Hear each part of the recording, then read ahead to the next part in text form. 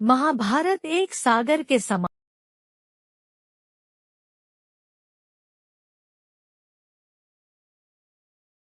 है। महाभारत एक सागर के समान है और इसके अंदर कथा रूपी कितने मोती छिपे हैं, ये शायद कोई नहीं जानता। अभी आप जो कथा पढ़ने जा रहे हैं, वो कदाचित आपने कभी सुनी नहीं होगी, पर ये कथा दक्षिण, विशेषकर तमिलनाडु में बड़ी प्रचलित है।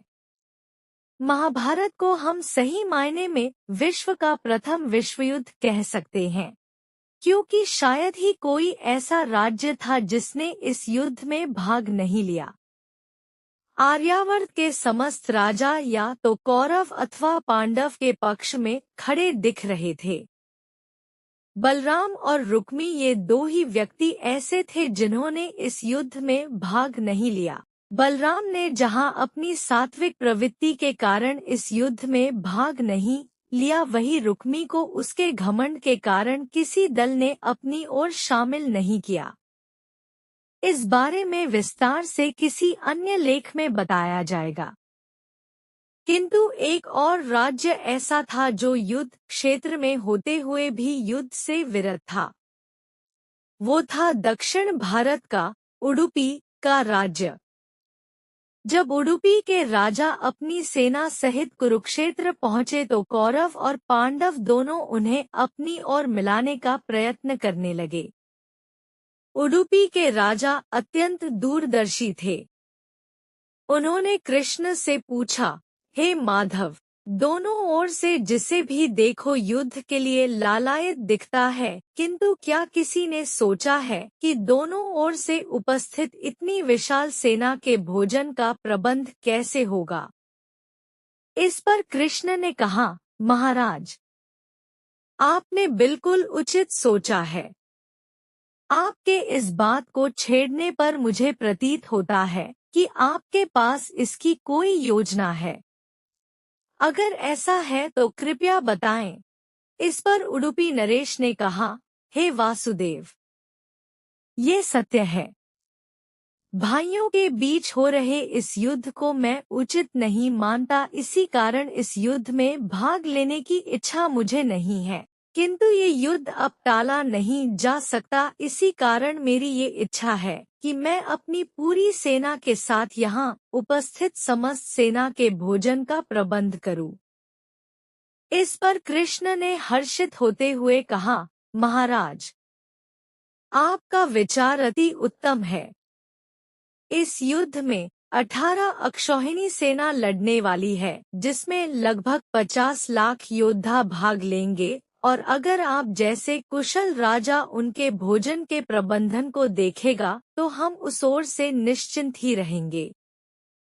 वैसे भी मुझे पता है कि सागर जितनी इस विशाल सेना के भोजन प्रबंधन करना आपके और भीमसेन के अतिरिक्त और किसी के लिए भी संभव नहीं है।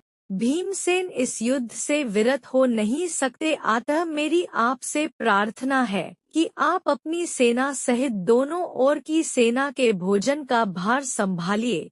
इस प्रकार उडुपी के महाराज ने सेना के भोजन का प्रभार संभाला। पहले दिन उन्होंने उपस्थित सभी योद्धाओं के लिए भोजन का प्रबंध किया। उनकी कुशलता ऐसी थी कि दिन के अंत तक एक दाना अन्न का भी बर्बाद नहीं होता था। जैसे जैसे दिन बीतते गए योद्धाओं की संख्या भी कम होती गई। दोनों ओर के योद्धा ये देखकर आश्चर्यचकित रह जाते थे कि हर दिन के अंत तक उडुपी नरेश केवल उतने ही लोगों का भोजन बनवाते थे जितने वास्तव में उपस्थित रहते थे। किसी को समझ नहीं आ रहा था कि आखिर उन्हें ये कैसे पता चल जाता है कि आज कितने योद्धा मृत्यु को प्राप्त होंगे, ताकि उस आधार पर वे भोजन की व्यवस्था करवा सकें। इतने विशाल सेना के भोजन का प्रबंध करना अपने आप में ही एक आश्चर्य था, और उस पर भी इस प्रकार की अन्न का एक दाना भी बर्बाद ना हो, ये तो किसी चमत्कार से कम नहीं था। अंततः युद्ध समाप्त हुआ और पांडवों की जीत हुई। अपने राज्याभिषेक के दिन आधिकार युधिष्ठिर से रहा नहीं गया और उन्होंने उडुपी नरेश से पूछ ही लिया, हे महाराज, समस्त देशों के राजा हमारी प्रशंसा कर रहे हैं कि किस प्रकार हमने कम सेना होते हुए भी उस सेना को परास्त कर दिया जिसका नेतृत्व पितामह भीष्म, गुरु द्रोण और हमारे ज्येष्ठ भ्राता कर्ण जैसे महारथी कर रहे थे। किंतु मुझे लगता है कि हम सबसे अधिक प्रशंसा के पात्र आप हैं, जिन्होंने न केवल इतनी विशाल सेना के लिए भोजन का प्रबंध किया अपितु ऐसा प्रबंधन किया कि एक दाना भी अन्न का व्यर्थ न हो पाया। मैं आपसे इस कुशलता का रहस्य जानना चाहता हूँ। इस पर उडुपी नरेश ने हंसते हुए कहा, सम्राट, आपने जो इस युद्ध में विजय पाई है उसका श्रेय किसे देंगे? इस पर युधिष्ठिर ने कहा, श्री कृष्ण के अतिरिक्त इसका श्रेय और किसे जा सकता है? अगर वे न होते तो कौरव सेना को परास्त करना असंभव था। तब उडुपी नरेश ने कहा, हे महाराज, आप जिसे मेरा चमत्कार कह रहे हैं वो भी श्री कृष्ण का ही प्रताप है। ऐसा सुनकर वहां उपस्थित सभी लोग आश्चर्यचकित हो गए।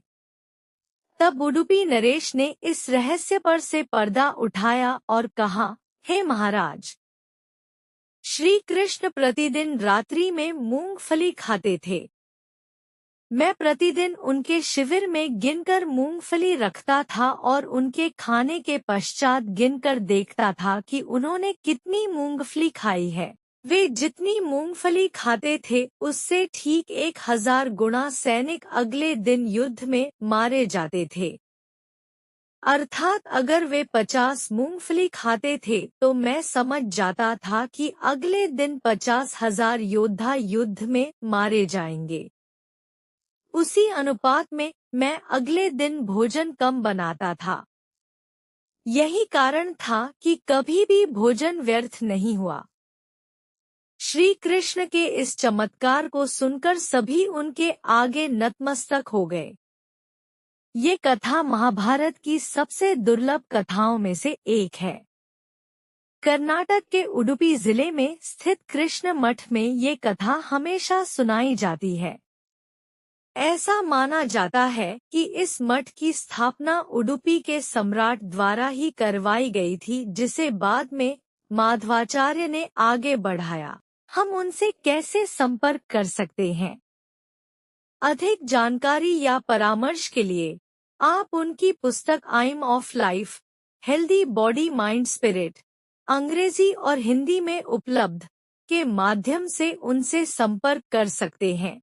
उनके YouTube चैनल शाशी पथरिया हीलिंग को सब्सक्राइब करें, उनके वीडियो को लाइक करें, कमेंट बॉक्स में टिप्पणी दें और भविष्य के नए वीडियो के लिए नोटिफिकेशन बेल को रिंग करें। उनके वीडियो को अपने संपर्कों के साथ साझा करें और YouTube समुदाय ID शाशी पथरिया हीलिंग, उनके व्हाट्सएप समूह शाशी पथरिया हीलिंग और उनके फेसबुक समूह spiritual healing body mind spirit में शामिल हों। अधिक मार्गदर्शन के लिए अपने जीवन को बदलने के लिए समग्र और आध्यात्मिक चिकित्सा के साथ आयुर्वेदिक औषधियाँ, पाचक गैस, कब्ज, मोटापा कम करना। ईमेल shshpathrye@pathrayurvdic.com या shshpathrye@gmail.com। कॉल 9312834072। व्हाट्सएप 919311659995।